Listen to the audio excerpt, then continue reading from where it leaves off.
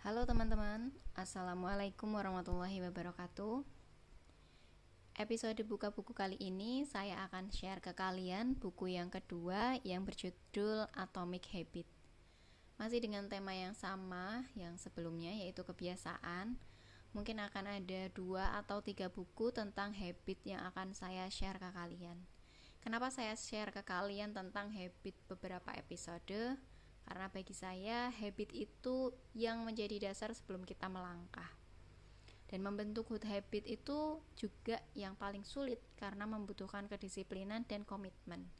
Dan setelah kita kuat dalam membangun kebiasaan baik, kita dapat melangkah melanjutkan step berikutnya, melanjutkan karir, mengembangkan bakat, atau mengikuti passion dan yang lainnya.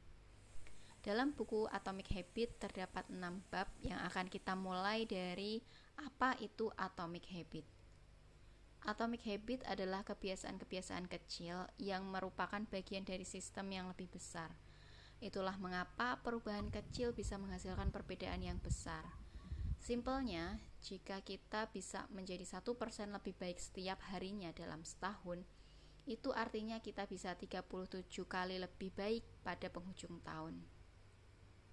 Begitu pula sebaliknya, jika kita 1% lebih buruk setiap hari dalam setahun, maka kita akan mengalami penurunan hampir menjadi 0. Tidak penting seberapa sukses atau gagal kamu saat ini, yang penting apakah kebiasaan-kebiasaan kamu sekarang ini menempatkan kamu pada jalur yang menuju kesuksesan atau tidak. Dan kita juga harus hati-hati ya teman-teman, karena kebiasaan itu seperti pedang bermata dua. Kebiasaan buruk akan menebas kita dengan mudah, sedangkan kebiasaan baik akan membentuk kita. Sama-sama menyakitkan ya teman-teman, tinggal kita pilih yang mana. Saya berikan gambaran compound interest positif tentang pengetahuan. Belajar tentang hal baru tidak langsung menjadikan kita seseorang yang jenius, tapi dengan berkomitmen untuk belajar seumur hidup akan mengubah kita, mengubah cara pandang kita, mengubah pola pikir kita. Sedangkan compound interest negatif tentang pemikiran buruk adalah kalian yang biasa memandang diri tidak berharga, bodoh, ataupun jelek. Dengan pemikiran seperti itu, maka kalian akan memandang hidup juga seperti itu. Dan kalian akan memandang orang lain seperti kalian memandang diri sendiri secara negatif.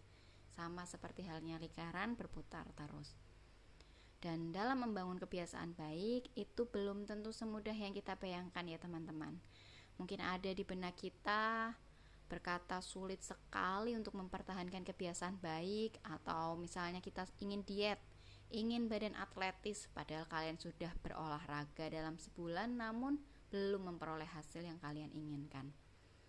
Jika hal itu sudah kalian rasakan, kamu harus sebisa mungkin mempertahankan kebiasaan baik yang sedang kamu bangun.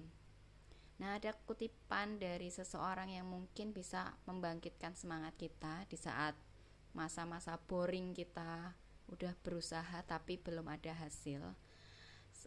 Kutipan tersebut dari seorang tokoh reformasi sosial, Jacob Riis, mengatakan, ketika apapun terkesan tidak ada gunanya, saya sengaja pergi menyaksikan tukang batu mengayunkan martil ke sebongkah batu cadas, mungkin sampai 100 kali. Tanpa menghasilkan satu ratakan pun pada cadas itu. Namun pada hantaman 101 kali, cadas itu terbelah menjadi 2. Dan saya tahu bukan hantaman terakhir yang menyebabkannya, melainkan semuanya. Nah, bagi teman-teman yang sedang membentuk kebiasaan baik, tetap semangat, jangan kendor ya. Dan tetap menulis kebiasaan-kebiasaan apa yang ingin diubah menjadi lebih baik. Ingat, berubah menjadi 1% lebih baik setiap harinya akan membawa dampak yang luar biasa